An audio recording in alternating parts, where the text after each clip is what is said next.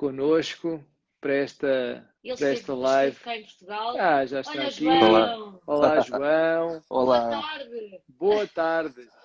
Boa É isso? tarde para mim, boa noite para vocês, né? Ainda temos sol, ainda temos sol. Ainda temos sol, um bom fim de tarde. Está muito Ótimo. agradável agora aqui, já choveu, mas agora pelo menos aqui em Sintra, onde nós vivemos, está a fazer sol, está um bom tempo, um bom clima para realizarmos esta live transatlântica, não é? Transatlântica. Há tanto mar a nos separar e ao mesmo tempo não, né? Porque nós estamos a navegar. Exatamente, É isso mesmo, exatamente. estamos a navegar. Nós Então, já falámos aqui um bocadinho, mas sim, vamos reforçar. vamos reforçar. O João, para quem não o conhece, é jornalista jurídico, eu vou ler, é media trainer, atua no relacionamento com a imprensa, exclusivamente para entidades, escritórios, eventos, instituições e órgãos jurídicos, especializado em planeamento e em comunicação e em gestão de crises de imagem. Só para verem, o João já formou mais de 1.200 juízes e membros do Ministério Público, é alguém com uma experiência notável e estamos muito felizes. Muito obrigado, João, por teres aceito este nosso desafio. E obrigada a todos os que estão aqui connosco. Sem dúvida. Que vai ser uma conversa, vamos falar um pouquinho de media training, não só na área do que tu trabalhas, mas ainda assim temos a oportunidade, quem está aqui connosco, de convidar mais alguns amigos que gostem desta área do media training e, nomeadamente, se for da área do direito também. É isso mesmo. Fica mais enriquecido ainda, não é? Muito bem. Então, João, obrigada. Tu estiveste aqui em Portugal há muito pouco tempo. Obrigada por estares de volta por esta via.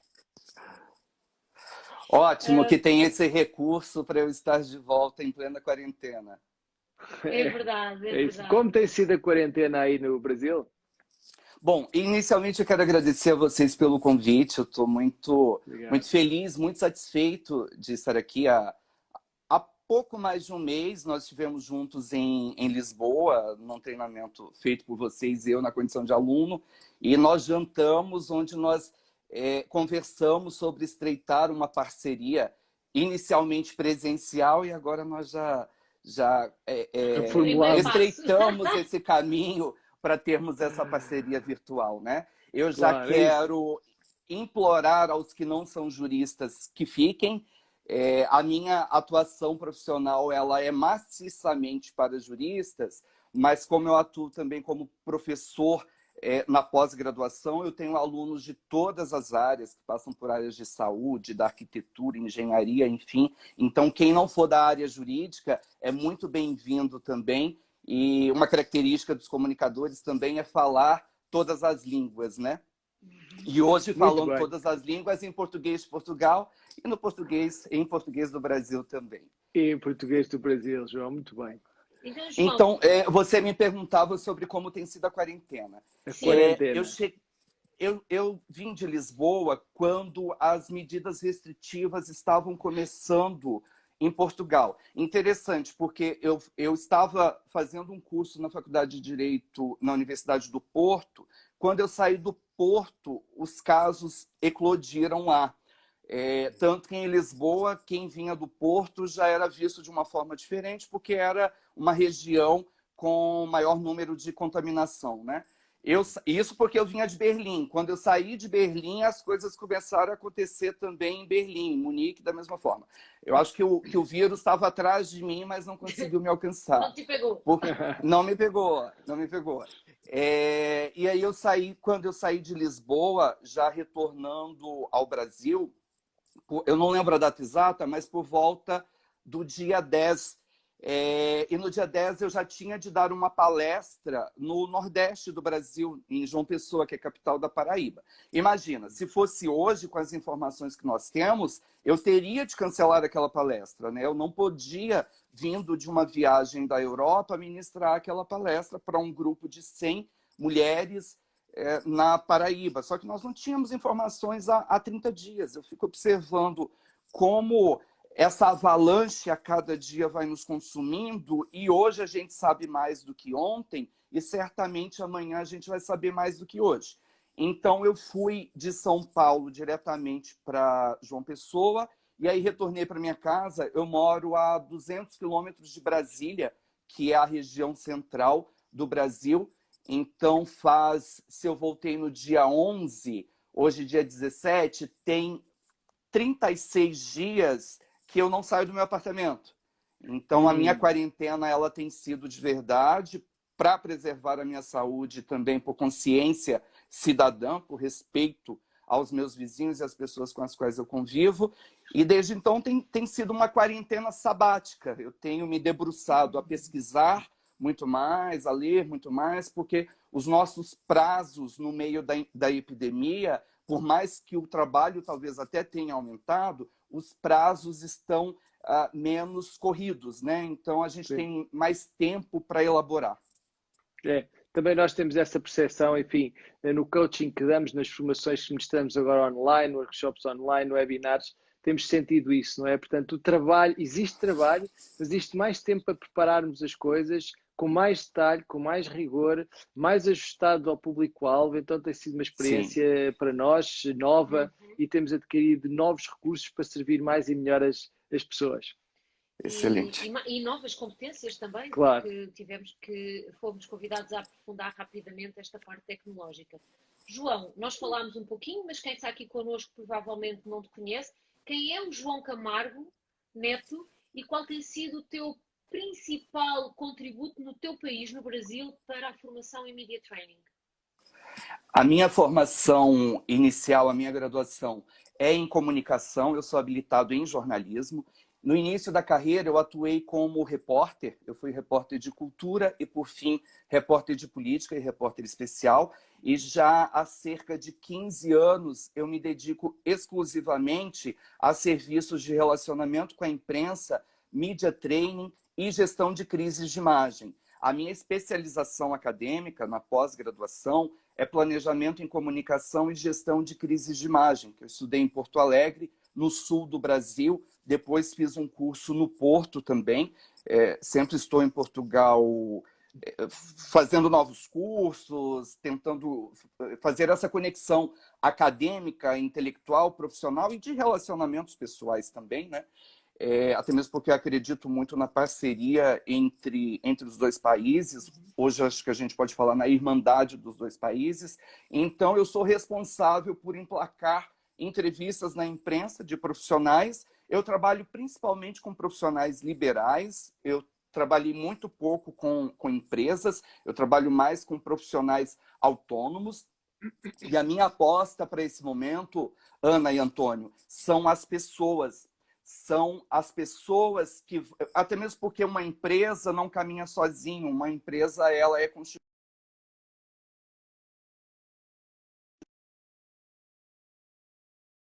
Eu desenvolvi o treinamento que eu aplico hoje maciçamente para advogados, para membros do Ministério Público e do Judiciário, mas já treinei o Mister Brasil, gastrônomos, chefes de cozinha, já tive clientes da área de moda íntima, por exemplo, dona de loja de lingerie. Eu já fiz de tudo que vocês puderem imaginar dentro de relacionamento com a imprensa e media training, e atendo a casos de crise de imagem que tenham repercussão jurídica, que já tenham virado um processo, geralmente criminal, na tentativa de resguardar ou mitigar os danos das reputações. Até mesmo porque as empresas que forem afetadas pela pandemia, elas serão reconstruídas por pessoas, por profissionais. Então, eu não acredito em paredes que falam, eu não acredito nas marcas que falam por si só, porque isso não existe. Tem pessoas por trás delas e à frente delas também que são responsáveis por essa comunicação, mesmo em tempos que não são de crise. Agora, em tempos decididamente de crises, que nós precisamos capacitar ainda mais os profissionais, que são as pessoas que realmente botam a mão na massa, né? Muito bem, João. Tenho ouvido, enfim, mais do que uma vez, até noutras entrevistas que tem dado, a falar de fontes. Nem todas as pessoas estão familiarizadas com o termo fontes. Portanto, a pergunta é, o que são as fontes e como é que preparas as fontes para lidarem com a imprensa? As fontes são, falando de uma forma bastante simplista, são as pessoas que dão entrevistas, não somente as que dão entrevistas, porque você pode ser fonte de um jornal, do Diário de Notícias, do Público, do Observador, sem que seu nome apareça. E isso é uma relação muito interessante, porque nós não falamos hoje, numa assessoria de imprensa contemporânea, em assessoria. Nós falamos em relacionamento com a imprensa. Ou, em Portugal, relacionamento com os mídias, né? Com os mídias. E isso faz com que você seja um fornecedor de informações e de opiniões para os jornalistas que fazem esses jornais, que fazem os telejornais, que fazem podcast. A gente está, embora podcast não seja uma ferramenta tão nova, acho que nesse momento a gente está numa explosão de podcasts. Mesmo quem está nos assistindo e não tem esse trabalho inicial de relacionamento com a imprensa, pode tirar disso também muitas ferramentas e macetes para fazer lives, por exemplo. Seria um outro tema, media training para lives, para redes sociais, mas boa parte do que nós aplicamos no media training para relacionamento com a imprensa tradicional, nós usamos também para as redes sociais, para conversas em lives, para entrevistas pelo Skype, Zoom, Google Meet. Então, uma fonte é aquela pessoa, aquele profissional que se relaciona com a imprensa. É um médico que dá informações para a imprensa ou que dá opiniões para a imprensa, é um político, é um empresário, é alguém com atuação na área de gastronomia, na área de culinária. E a importância de preparar essas fontes, tem uma frase de um papa do Media Training que eu gosto muito, que é o João José Forni, que ele diz o seguinte: sem Media Training é como ir para o jogo decisivo sem treino. Quem dos esportistas que nos assistem vai para um jogo decisivo sem ter treinado? Ninguém entra num jogo, seja ele qual for, sem treino. Todo mundo treina para jogar. E a entrevista não é uma aventura, a entrevista não é oba-oba, a entrevista não é uma mera experiência. A entrevista também requer que eu treine. Por mais que o que eu tenha de falar sejam informações positivas, por exemplo, entrevistar um psicanalista, um psicólogo nesse momento, para dar orientações de como sobrevivermos ao isolamento com saúde mental. Por mais que a pauta seja ruim, se a gente for pensar do ponto de vista da opinião pública, que a gente está falando de uma doença, mas essa pauta é boa para o psicólogo, essa pauta é boa para o psiquiatra, essa pauta é boa para o psicanalista. A minha analista mesmo dizia que em tempos de crise, o consultório dela enche. Então, como esses profissionais vão falar... E eu não estou falando do ponto de vista comercial, porque eu nunca fiz relacionamento com a imprensa vinculado ao marketing. O relacionamento com a imprensa que eu faço é relacionado à reputação. É para que as pessoas, os profissionais que se relacionam com você ou que têm potencial para se relacionarem com você, pensem em você como aquele que é capaz de. E aí, reticências, porque o entrevistado, a fonte, tem de elaborar quais que são as principais mensagens que ele vai dar numa entrevista. E nós não conseguimos, numa entrevista, por maior que ela seja, darmos muitas mensagens. Por mais que eu fale muito, eu vou conseguir, talvez aqui nessa live, ter de eleger 3 mensagens, que são capacitação, preparo e dedicação. Falei aleatoriamente aqui, porque eu não fiz isso como exercício anteriormente. Mas são palavras que, repetidas ou não, serão entendidas pelos que nos ouvem como as mensagens que aquele porta-voz, aquele entrevistado, aquela fonte está dando. Bom, e para dar uma entrevista, basta estar respirando.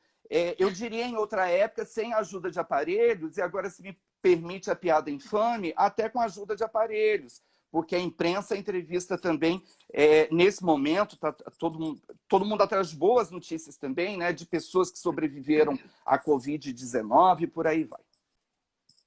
Sabe, João, é muito interessante ouvir-te falar.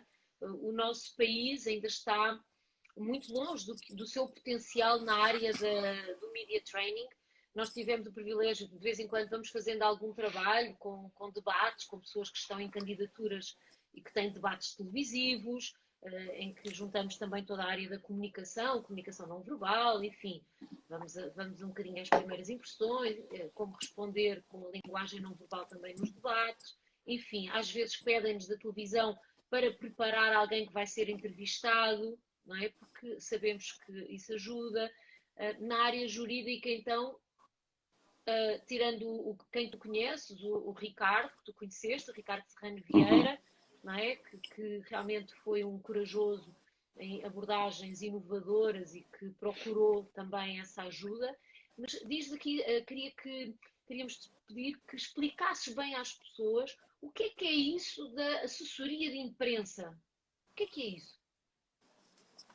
A assessoria de imprensa é um serviço que te acompanha para levar a sua mensagem para os veículos de comunicação, para fazer com que você, no caso de Portugal, dê mais, não mais só na quantidade, mas também mais qualificadas entrevistas para os diversos veículos de comunicação, seja o jornal, seja site, rádio, podcast. Então, o serviço de assessoria de imprensa é algo que você contrata para divulgar um evento, para divulgar um produto, ou para ter esse serviço te acompanhando de forma permanente. Sempre que você tem uma pauta positiva, lançando, projetando essa pauta na imprensa, para os veículos de comunicação, ou quando você vive uma situação negativa, você já tem uma assessoria de imprensa para te ajudar nos protocolos de resposta. Por exemplo, você assessora uma empresa de transporte, e essa empresa teve um acidente, uma fatalidade, e além de ter acontecido um acidente de trabalho, porque o motorista fraturou uma costela, um dos turistas que estavam sendo transportados também teve uma lesão. Vai precisar de uma assessoria de imprensa para ajudar o porta-voz, o responsável por essa empresa, a dar respostas para a imprensa. Não adianta pensar que não falar vai fazer com que o público esqueça disso, porque não vai. Primeiro que nós estamos na era do Google.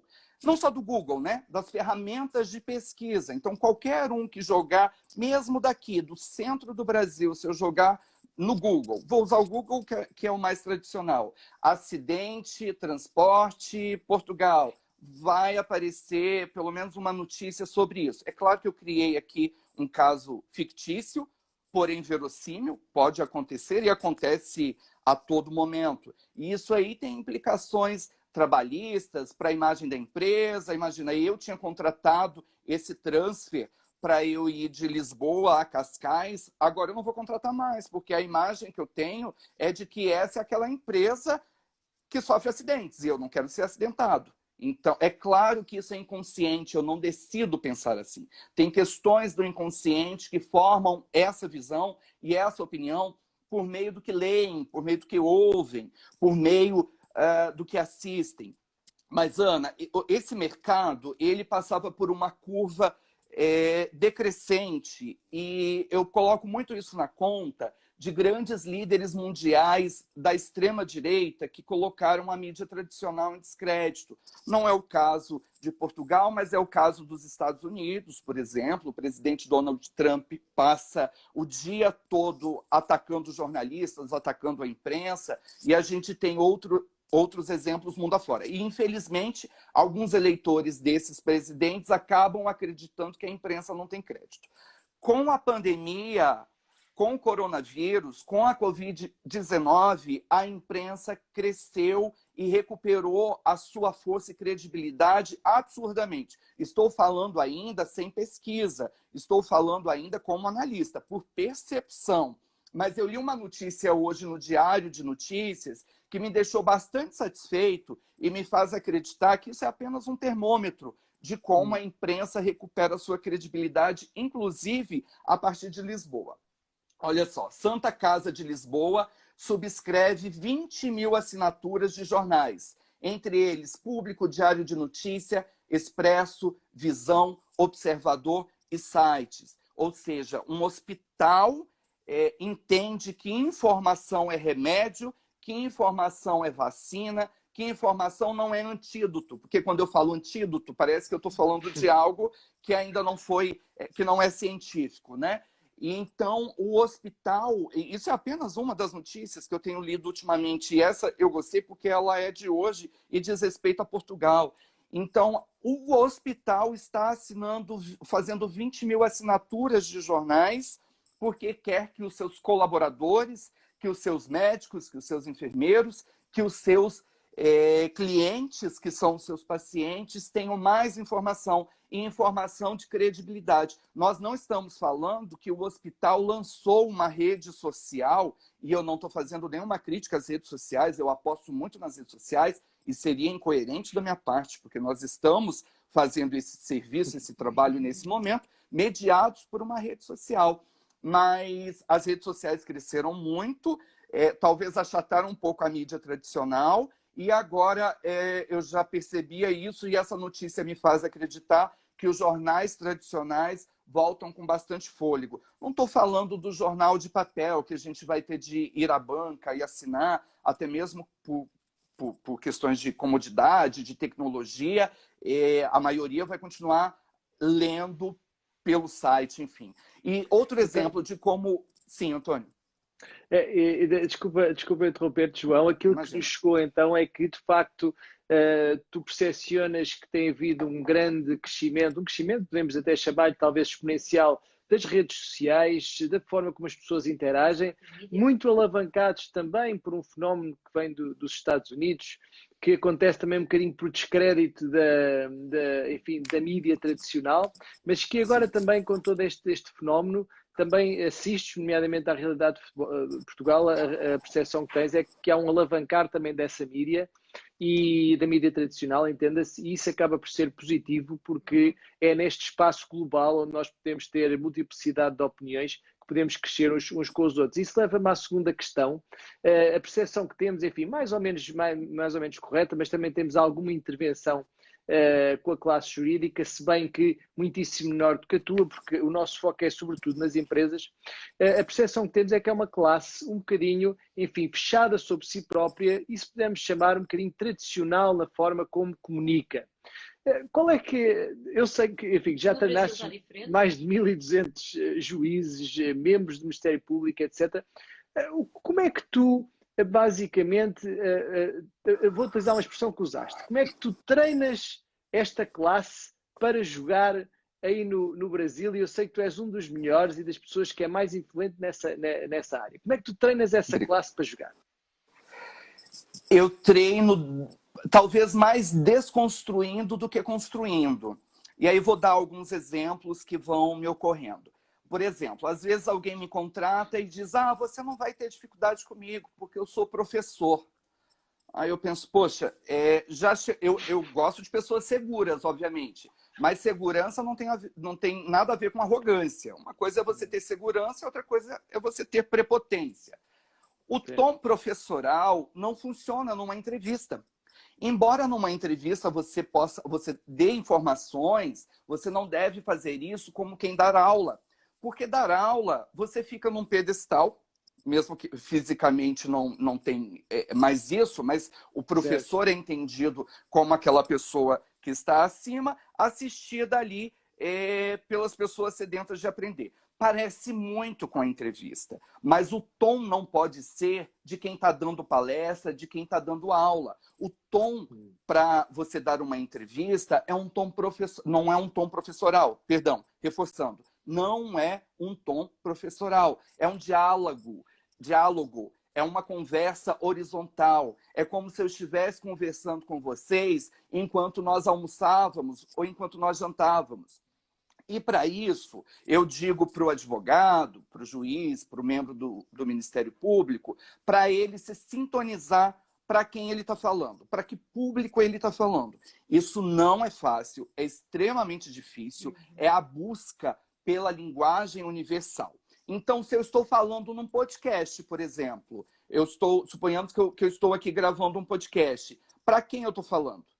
Eu estou falando para o Brasil, eu estou falando para Portugal, eu estou falando para o mundo todo, porque o link do podcast pode ser compartilhado para qualquer pessoa. Então, se eu estou gravando uma conversa, um bate-papo, uma entrevista no podcast, eu não posso deixar marca temporal, por exemplo.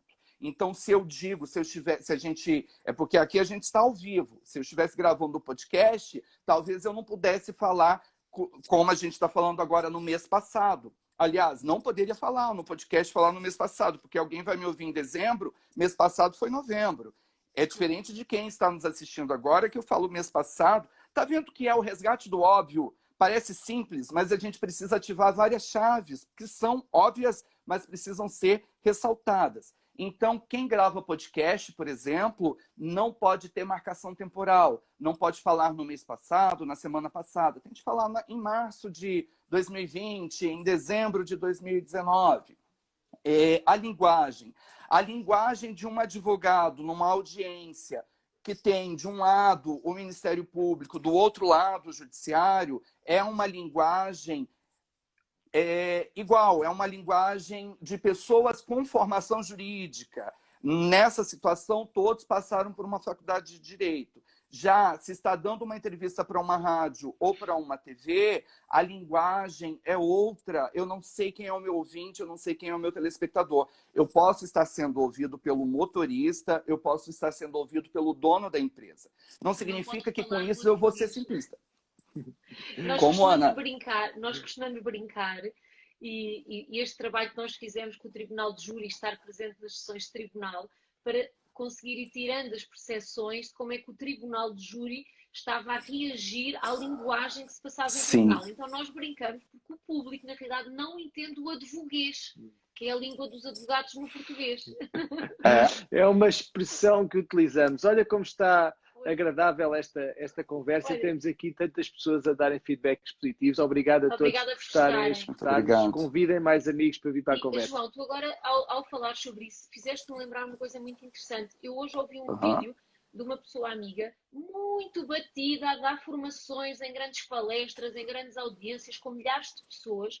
E hoje ouvi um vídeo dessa amiga pequenino na rede social, algo que não é tão habitual, ou que gera um desconforto que nunca fez, e a percepção que eu tive rapidamente na primeira impressão é que ela estava a contar histórias, a cantar a crianças. Então, o que é que tu dizes sobre isso? Realmente é preciso uma adequação ao digital para quem não está habituado? Eu precisaria assistir para entender um pouquinho melhor, mas como ferramentas para dar entrevistas quando a gente não tem imagem, contar histórias, não contar histórias infantis, né? Mas a gente elaborar histórias é uma ferramenta extremamente útil. Por exemplo, se eu estou falando, eu moro em Lisboa, sou um profissional que atua no país todo e dou entrevista para uma rádio do Porto, por telefone, porque eu não vou ao estúdio. Os ouvintes não estão nos vendo, estão dirigindo e nos ouvindo. Aí eu preciso elaborar histórias para que as pessoas que estão ouvindo acompanhem comigo essa minha narrativa, ilustrando cada uma à sua maneira. O que é contar história? É como eu fiz anteriormente, contando, tinha um motorista dirigindo de Lisboa para Cascais, ele sofreu um acidente. Dessa forma, eu consigo fazer com que os ouvintes elaborem as próprias imagens e retenham essa informação, cada um com as suas referências, né? Mas é uma ferramenta comumente usada em podcast, em rádio, em ferramentas próximas disso, onde a gente não tem imagem. E aí contar história é um efeito, é uma ferramenta interessante para que nos acompanhe. Talvez em outros momentos isso fique um pouco cansativo, fique enfadonho, ainda mais se tem imagem, né? Muito bem, João. Ouvi-te a falar, enfim, até penso que em conversas tivemos os dois, mas não só, em questões que estão relacionadas com formações relâmpago para situações de crise. Queres partilhar algum case study? Enfim, tu já lidaste com centenas de situações desse tipo, enfim, na classe jurídica e também, acredito, fora, se bem que tu tens, enfim, um grande foco nessa classe. Queres partilhar um case study em que tenhas ajudado, enfim, alguém a preparar-se e como é que tu fizeste para estas formações relâmpago em que não há praticamente tempo, a crise explodiu e é preciso agora alguém comunicar, às vezes alguém que não tem preparação para isso? Vou tentar pensar rápido, Antônio, porque quando eu comecei a fazer gestão de crise de imagem, eu desisti porque eu ficava muito afetado emocionalmente. Aí eu fui estudar e amadurecer, e aí eu decidi fazer apagando. Apagando mesmo, não guardando para mim muitos relatos, porque imagina, a sociedade, a opinião pública entende isso como assassino, ladrão, bandido, corrupto. Nós nem sabemos se ele é, porque não foi condenado ainda, porque eu nunca trabalhei com casos de condenados, apenas de suspeitos ou acusados. E por trás dele tem uma criança de 6 anos, que é filha dele, que vai para a escola, tem a mulher dele, ou o marido dele, ou seja quem for, que frequenta uma igreja, que vai para o Pilates, que frequenta uma academia de ginástica. As vidas envolvidas com os personagens envolvidos em crise de imagem são muito afetadas também. E aí eu vou dar um exemplo que não deu certo, até eu ganhar tempo para ver se eu lembro de um exemplo que deu certo. Um dos primeiros casos, o que me fez recuar e falar, não, eu preciso estudar um pouco mais, inclusive de psicanálise, para conseguir fazer gestão de crise de imagem. Eu assessorava uma profissional que era... Eu não posso dar muitos detalhes, senão pessoas que a conhecem vão conseguir fechar. Mas ela era acusada de um crime X. Na verdade, ela ainda não lembro se estava na fase da acusação.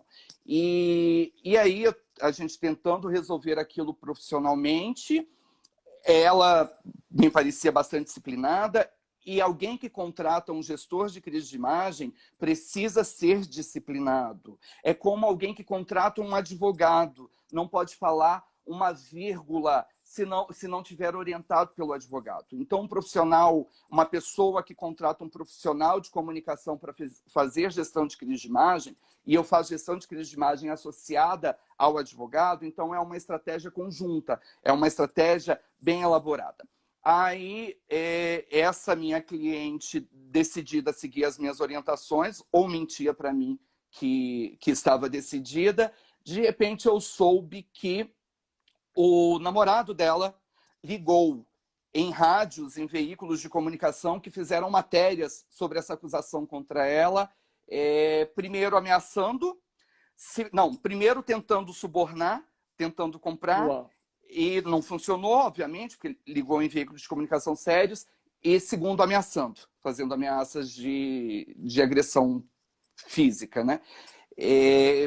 Retirei o meu time de campo, eu não trabalho com quem tem esse comportamento, não trabalho e não vou trabalhar, até mesmo porque eu até dizia com um cliente essa semana, quando eu fazia um dossiê para decidir, imagina, é loucura da minha parte, mas eu tenho algumas credenciais éticas das quais eu não abro mão e não arredo o pé. Então, eu acabo fazendo um dossiê sobre o cliente, sobre conduta ética, comportamento ético. Eu digo ético profissional, porque questões morais de vida pessoal não me dizem respeito. E aí eu fui fazer uma entrevista sobre aquela pessoa, entrevista informal e sigilosa, e aí me perguntaram por que eu estava perguntando aquilo.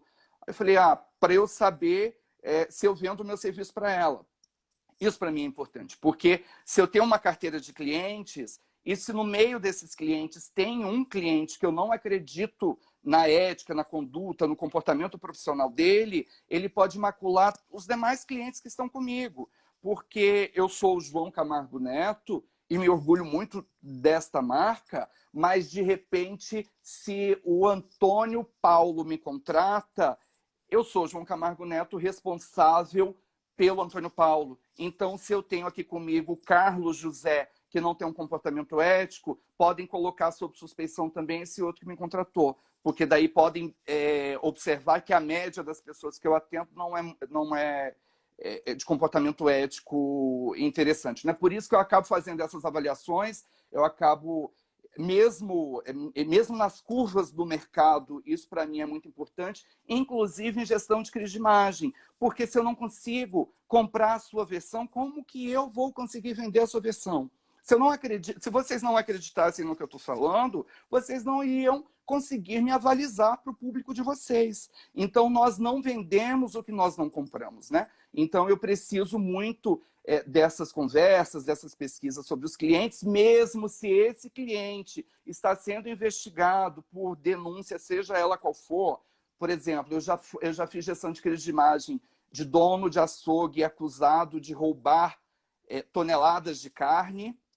Eu já fiz gestão de crise de imagem de porta-voz que usava tornozeleira eletrônica, que não estava na Espanha, mas tinha uma casa em Barcelona e para lá não podia ir, porque com tornozeleira eletrônica você não passa pelo raio-x do aeroporto. Já fiz gestão de crise de imagem de várias situações. Algumas eu não me lembro e fico feliz por isso, e outras eu não consigo contar sem detalhar, porque eu posso deixar rastros. Ok. Olha, e diz-me uma coisa, nos teus treinamentos, nas tuas formações, tu crias situações de tensão? Sim, eu já cheguei a, num treinamento, ir para frente de uma churrascaria com um porta-voz para a gente simular ali uma situação em que o garçom, o churrasqueiro, tinha caído na churrasqueira e queimado mais da metade do corpo. E eu fazer essa simulação, já que era uma situação que ainda não tinha acontecido, mas que podia acontecer com aquele profissional, se eu fizesse numa sala de hotel, ou no meu escritório, ou no escritório dele, não teria a verossimilhança, porque não teria nem o sol a pino ao qual eu o submeti para fazer aquelas gravações. É claro que é possível fazer com recursos limitados, dá para a gente fazer treinamentos e simulações em ambientes fechados, em escritórios, mas se essa é uma situação possível, se o cliente dele, ou se o funcionário do cliente dele puder ser queimado numa churrasqueira, eu me sinto responsável por levá-lo para frente, dar fogo de chão, ao meio-dia, com todo mundo entrando para almoçar, cheio de câmeras, para fazer essas simulações que são extremamente desconfortáveis. Porque uma coisa é aqui, do conforto do meu ar-condicionado, tarde no Brasil, noite em Lisboa, eu conversando com pessoas amigáveis. Esse não é o nosso dia a dia. Tomara que seja, né? Eu torço para que todo mundo só dê boas notícias e só tenha situações de agenda positiva. Mas quem está no jogo é para jogar, quem está trabalhando pode passar por qualquer situação. E aí eu dou exemplos para todas as áreas. De repente, um treinador, um personal trainer está fazendo um treinamento e a pessoa que ele está treinando infarta ali na frente dele. Ele não tem nada a ver com aquilo, mas a imagem ali, a primeira imagem é desse profissional ao lado da pessoa que infartou, né? Talvez ele não tenha que dar nenhuma explicação para a imprensa, mas isso pode acontecer. E se isso acontece e ele liga de cabeça quente, sangue fervendo para você, perguntando o que eu faço, ou se ele já roteirizou na cabeça dele o que fazer caso isso aconteça, quem vai ter mais chances de sucesso? Quem já pensou em como fazer isso? Eu tenho um relato pessoal, quem não lida muito bem com a morte tem dificuldade para ouvir, mas eu acho ele bastante didático. O meu pai morreu há cerca de 10 anos. O meu pai teve câncer. Embora ele não tenha ficado doente muito tempo, ele ficou doente entre a descoberta, o tratamento e a morte, ele morreu em 3 meses. Mas foi o tempo que eu tive para preparar o velório e o sepultamento do meu pai. Eu lembro de um dia falar para minha mãe: mãe, como vai ser o dia que meu pai morrer? A minha mãe, extremamente católica, e os cristãos, eu acho que tem mais dificuldade para lidar com a morte, né? Os cristãos ocidentais, enfim. A minha mãe falou assim: não vamos falar sobre isso. Como se falar sobre a morte atraísse a morte. Não, falar sobre a morte facilita o serviço que você vai ter de fazer quando a morte acontecer.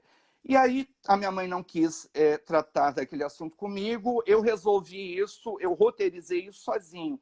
Quando meu pai morreu, é óbvio que não foi fácil, é óbvio que eu chorei, É óbvio que eu não fui frio como eu estou sendo agora, mas eu cuidei de todos os procedimentos do jeito que tinha de ser feito. E o que eu estou falando não é extraordinário, porque todo mundo que passar por isso vai ter de cuidar de todos os procedimentos, estando abalado ou não, tendo pensado em como fazer ou não. Só que eu nunca tinha perdido uma pessoa próxima. Então eu tive de já elaborar como seria cuidar daqueles trâmites. E para mim ficou muito mais fácil no dia que meu pai morreu, porque eu já tinha pesquisado como fazer, para onde tinha de ir. Então, primeiro, gente... Igual, não é? E nas igual. empresas, e igual, assim, há riscos acrescidos que têm que estar planeados se eles acontecerem. tanto que, por que a gente tem extintor de incêndio? Não é porque eu estou desejando ter incêndio, né? Não estou desejando pegar fogo. A gente tem extintor de incêndio justamente porque a gente sabe que pode ter um incêndio. Quem aqui já presenciou um incêndio? Eu não. Talvez vocês não. Talvez a gente morra sem passar por uma situação de incêndio. Mas eu tenho a segurança que se eu moro no 26º andar, se eu abrir a porta, tem um extintor de incêndio. Talvez eu mude de prédio, de cidade, ou eu morra sem nunca ter precisado usar este extintor de incêndio. Mas ele existe para caso isso aconteça. Então, a gente precisa olhar para as eventuais crises de imagem, e crises de imagem a gente tem que entender como eventuais, como algo que pode não acontecer, torço, desejo e trabalho para que não aconteça, mas se acontecer, o que eu vou fazer? Eu já tenho que ter pensado nisso. João, muito obrigado por essa partilha tão genuína, tão autêntica, nomeadamente, enfim, quando falamos de coisas nossas, queremos ou não, são sempre coisas, nomeadamente quando se trata de eventos da nossa família, de entes queridos que nós já perdemos, apesar de já ter passado algum tempo, e eu sei também, porque o meu pai já morreu há algum tempo, é sempre algo pessoal e íntimo, e muito obrigado por essa partilha e por essa tua vulnerabilização. Torna-te, de facto, o excelente comunicador que és. Eu gostava de te perguntar, até porque já vi uma série de questões aqui também, nós temos feito uma série de vídeos sobre como comunicar melhor nas videoconferências. Aliás, temos agora aqui um workshop em Portugal que estamos a facilitar gratuitamente para as empresas, que é como transformar o isolamento em produtividade, muito assente de como posso comunicar através das videoconferências, das videocalls, etc. Se tu quisesses deixar 3 dicas transversais, porque eu sei que trabalhas de forma muito cirúrgica e com essa tal análise muito específica das necessidades do cliente, etc. Mas se quisesses deixar 3 dicas muito práticas para as pessoas que nos estão a escutar, quais seriam essas 3 dicas para as pessoas comunicarem eficazmente através da mídia digital, ou seja, através das tais videoconferências, por Skype, por Zoom, etc. Uma delas, eu acho que é a principal, e acredito que durante toda a minha atuação eu vou persegui-la, é linguagem. Com quem eu quero falar? Mesmo nós estando abertos por meio, mediados pelas redes sociais, nós sabemos que nós podemos falar com o mundo, mas a quem eu quero atingir? Uma vez eu entendendo qual que é o público que eu quero atingir, e às vezes pode ser todos os públicos. McDonald's vende para pobre, para rico, para classe média, para desempregado, para todo mundo. Usando um exemplo aqui de marca, né? Embora eu tenha usado uma marca empresarial e fale mais para profissionais autônomos, liberais. Então, é definir a linguagem. Se eu sou um médico vendendo serviços para médicos, vai fazer sentido eu usar a linguagem da medicina. Já se eu sou um médico que quero ser entendido por pessoas que não têm formação em saúde, a minha linguagem não pode ser catedrática, acadêmica da medicina. E abro aqui, não sei se tem algum médico nos assistindo, mas se tiver, eu rendo as minhas homenagens.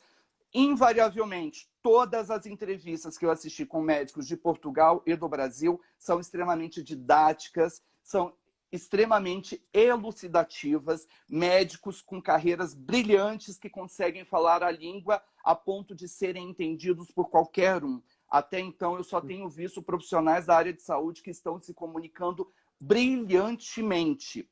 Sem dúvida. Olha, lembrar-nos agora de 2 ou 3 pessoas que conhecemos bem e que representam bem precisamente aquilo que estás a dizer. Quais são? Quem são? Bom, não vale, não vale a pena, mas são da classe médica, são efetivamente médicos e comunicam habitualmente na mídia. Lives e que estão sempre a dar dicas, mas que descodificam e colocam numa linguagem muito acessível às pessoas. Então essa seria a primeira dica, não é, João? E as outras linguagem. Mas olha só, ainda sobre isso, quando a gente encerrar, vocês vão nos contar quem são, porque eu quero pesquisar sobre, porque eu gosto muito de ficar atento e perceber os potenciais. Sabe que existe o sigilo profissional. Bom, desta feita, por acaso, um deles não contarás, por causa do sigilo profissional, os outros dois são situações que nós temos acompanhado, como muitos portugueses e portugueses acompanham na mídia. Então vamos partilhar contigo, temos todo o prazer. Obrigado. A outra questão é preocupar muito com os elementos visuais. Hoje eu tive muita dificuldade, por exemplo, para achar um lugar que tivesse uma luz mediana. Estou dizendo mediana porque a luz não está muito boa. E aqui não ficou exatamente do jeito que eu tinha planejado, porque tem a minha parte dos meus livros ao fundo e alguns quadros. Aí eu estou vendo que estão aparecendo mais os quadros do que os livros. Isso não é interessante. É interessante porque quando eu estava planejando o que dizer, eu ainda pensei, tomara que eu cometa algum erro ao vivo, porque vai ser muito didático se isso acontecer, para eu poder mostrar como não fazer. Então, pensar muito, para quem está fazendo lives, e para quem está se comunicando pelas redes sociais, a imagem que tem ao fundo. O papel de parede pode prejudicar. Aqui do meu lado, aqui tem um papel de parede que tem listras, ele chama muita atenção. O ideal aqui é que eu tivesse uma parede neutra, já que do lado eu tenho aqui alguns quadros. Os livros que eu pensei que seriam enquadrados não estão enquadrados. Então, pensar muito nessas imagens que tem atrás de você, porque inconscientemente a gente vai ficar disperso. Se eu tenho muitas informações visuais atrás de mim, pode ser que as pessoas não estejam prestando atenção no que eu estou falando e acabem olhando porta-retratos com meu sobrinho, com as minhas amigas, ou até livros não, porque livro é clássico ter uma imagem de biblioteca ou de livros ao fundo, né? Mas escolher muito bem qual que vai ser a imagem do fundo para que o que vem associado a você não concorra com o que você fala. Então, é muito importante pensar nessa imagem de fundo. Então, João, e já agora deixe-me só acrescentar esse ponto que está tão bem a dizer e que nós estamos 110% de acordo. Não sei qual é a tua opinião, mas as pessoas que veem e que assistem, enfim, a uma live, como estão a assistir agora, o que está atrás pode ser importante, enfim, evitar ser uma distração, mas do ponto de vista mais ou menos consciente, as pessoas estão também a consumir aquilo que está por trás de nós. Então, talvez haja alguma preocupação em escolhermos, de facto, de forma metódica, aquilo que se encontra atrás, porque ainda que a pessoa conscientemente não tenha essa percepção, ela vai tirar uma percepção inconsciente seguramente daquilo que é o cenário mais amplo e, portanto, pode favorecer a criação de uma imagem habilitadora ou desfavorecer a criação de uma imagem positiva, não é? Não sei se concordas com isto ou não. Concordo integralmente. Como, por exemplo, não faria sentido se eu aqui na live, eu não tenho animais, embora eu ame cachorros, mas aí de repente entra o meu cachorro latindo aqui no meu escritório. Para o nosso contexto, isso não faria sentido e não habilitaria uma comunicação empática aqui, para esse nosso contexto. Agora, se nós estivéssemos fazendo uma live, por exemplo, que não fosse um assunto técnico, fosse Ana, Antônio e João contam o que estão fazendo em casa para lidar com o isolamento. Olha, eu quero contar sobre a pauta dessa semana do Visão, que eu gostei muito também. Vocês viram que a matéria de capa, Como Resistir ao Isolamento, eles entrevistaram um astronauta, um velejador, um ex-padre, um escritor, um preso político, um budista e uma doente de tuberculose. Uma matéria fantástica. Fantástica. Eu já li, é extraordinário. Aqui não era um velejador ensinando a velejar, era um velejador falando da sua solidão. Ele dar essa entrevista numa live, por exemplo, com um gato ou o cachorro dele no colo, já faria sentido. Agora, eu falando tecnicamente, aí entra o meu cachorro, entra o meu gato, ia tirar a atenção de todo mundo, ia parecer simpático inicialmente, mas ia quebrar a transmissão do conteúdo técnico que eu quero transmitir. João, né? deixa eu só interromper você, por uma coisa muito simples, é porque o Instagram daqui a pouco vai cortar a emissão. Chega aos 60 minutos, corta a emissão. Portanto, temos 2 minutos e depois vou deixar o João, enfim, avançar até cortar, mas quero de facto, mais uma vez, queremos agradecer a sua presença aqui, enfim, toda a sua disponibilidade, a pessoa que é, tudo aquilo que tem feito também em prol do media training e da formação em mídia e por isso para nós é uma grande honra e é de sublinhar para todas as pessoas que aqui estão a ver que de facto é uma grande honra termos a possibilidade de receber Muito aqui bom, nas nossas lives. E que seja o primeiro Power passinho Talks. de uma parceria futura. Sim, e agradecer também a todas as pessoas que nos escutaram com atenção. Como de certeza reconhecem, foi uma live muito rica de conteúdo. O João é uma pessoa com uma experiência extraordinária e então para nós é motivo de regozijo o fato de termos podido estar aqui a partilhar consigo esta conversa. Que não conhecia o João, pode segui-lo nas redes sociais. João, onde é que as pessoas podem, já agora Ana, pegando João nisso, Camargo Neto, não é? onde é que podem seguir? Onde é que as pessoas te podem encontrar, João? Queres investir só 1 minuto nisso porque está mesmo a terminar? Eu estou refém do que eu treino, né? Eu tenho agora de falar as melhores mensagens em 60 minutos sem acelerar a minha fala. Eu quero inicialmente, finalmente, na verdade, e de novo, agradecer a oportunidade. Eu estou muito feliz de estar com vocês, muito mesmo. Não contava que a minha proposta de parceria já se concretizasse num período tão curto, mas amadurecido para isso. Quero responder à terceira orientação que você tinha me pedido. Segurança, fale sobre assuntos que você domina. Desta forma, você vai falar sempre com segurança. Eu sou @João Camargo Neto em todas as redes sociais, exceto no TikTok, que eu ainda não baixei. LinkedIn, Instagram, Facebook, Twitter, @João Camargo Neto. Quase todos os dias eu dou uma orientação, eu brinco que eu não dou dicas, que eu dou orientações de mídia training. Então, quem me seguir nas redes sociais vai receber essas orientações quase diárias também. Agradeço muito e deixo aqui o meu abraço. Para quem não nos conhece, aproveitamos também a Ana Sacavém, António Sacavém. Nós somos partners da António Sacavém Communication Academy. Podem seguir-nos também, vamos fazendo lives. Temos hoje o João. Lives diárias neste período. Neste Instagram do António, nós chamamos-lhes Power Talks, não é? Ou lives titânicas.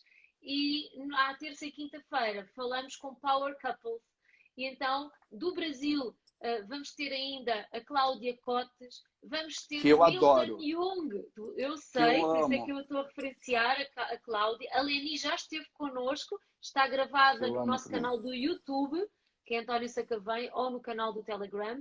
Vamos ter o Milton Jung e a Abigail Costa nos Power Couples. O Milton Jung, que é Milton Jung, jornalista da CBN. Você conhece, com certeza. E o Milton Que homem não quer ter a voz do Milton, né? Oh, meu Deus, ele tem uma voz maravilhosa. Uma voz fantástica. Então, ele e a Abigail, que também foi repórter da Globo muito tempo, vão falar connosco. E Ana, desculpa interromper, amanhã nas lives Power Talks, estas mesmo que estás a assistir, vamos ter o líder, ou seja, o presidente do ICF, Capture de Portugal, que é o International Coaching Federation, uma das, aliás, a organização mais reputada de coaching do mundo. Vai estar aqui na live connosco a falar sobre coaching executivo, enfim, coaching na generalidade, porque nós quando nos referimos a coaching é o coaching como um todo. Então amanhã às 7 horas vai estar aqui João Labrinho Lúcio, que é o presidente do ICF Capture de Portugal. Então fica a nota de seguir o João vai dando dicas. Quem nos quiser seguir a nós, também postamos imensos vídeos da área da comunicação, também com algumas orientações. E vamos estabelecer e reforçar aqui esta parceria Portugal-Brasil, porque é de parcerias, também acreditamos muito nas parcerias. E agora deixamos a última palavra para o João. Exatamente. Temos 2 minutos, João. Já nem temos tanto, porque entramos antes. Eu soube, inclusive, que alguns amigos, achando que estavam mandando mensagem para mim, mandaram no Instagram de vocês, porque eu repostei as publicações de vocês, né? Eu falei, agora vai lá e comece a seguir, não basta mandar mensagem achando que sou eu. Muito bem, muito bem. Vou acompanhar todas essas lives, fico feliz por ter sido personagem de uma delas. Nós que somos muito gratos por isso, está bem? Estamos muito gratos por teres disponibilizado, por partilhares todo esse conhecimento, toda essa experiência de vida no âmbito do Media Training. Ficaram aqui muitas questões, talvez sejam para uma outra live. Eu gostava de saber, por exemplo, como é que tu treinas um juiz, por exemplo, para interagir de forma mais eficaz com a mídia. Eu sei que tu participas também muito nesse tipo de treinamento ou de formação. Então, ficam também aqui ainda um conjunto de questões em aberto. Quem sabe para uma live parte 2. Eu tenho agenda, basta me dizer quando. Então, a todos os meus seguidores que estão assistindo também, quero dizer que, por óbvio, eu avalizo a Ana e o Antônio. Já seguia antes de conhecer pessoalmente, e eu sou muito chato com isso. Quase nunca sigo alguém que eu não conheço pessoalmente, só que eu já os seguia antes de conhecê-los, e foi um prazer compartilhar. Tem um jornalista brasileiro também, o Chico Pinheiro, que apresenta um jornal aqui na Globo, que ele, toda sexta-feira, ele diz, graças a Deus, hoje é sexta-feira. E um dia perguntaram para ele porque ele diz isso, ele não gosta de trabalhar, e aí ele faz essa reverência ao fim de semana. Aí ele diz, não, pelo contrário, na sexta-feira eu agradeço a oportunidade de ter podido compartilhar a semana toda, companheiro, aquele com quem eu compartilho o pão, aquele com quem eu partilho o pão.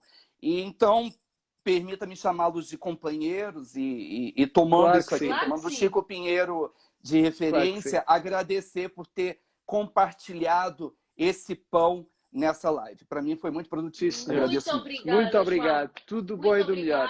Muito obrigado. Bom fim de semana. E ainda bem que hoje é sexta-feira, nesta live. Ainda bem. Estamos juntos. Muito obrigado a todos que assistiram.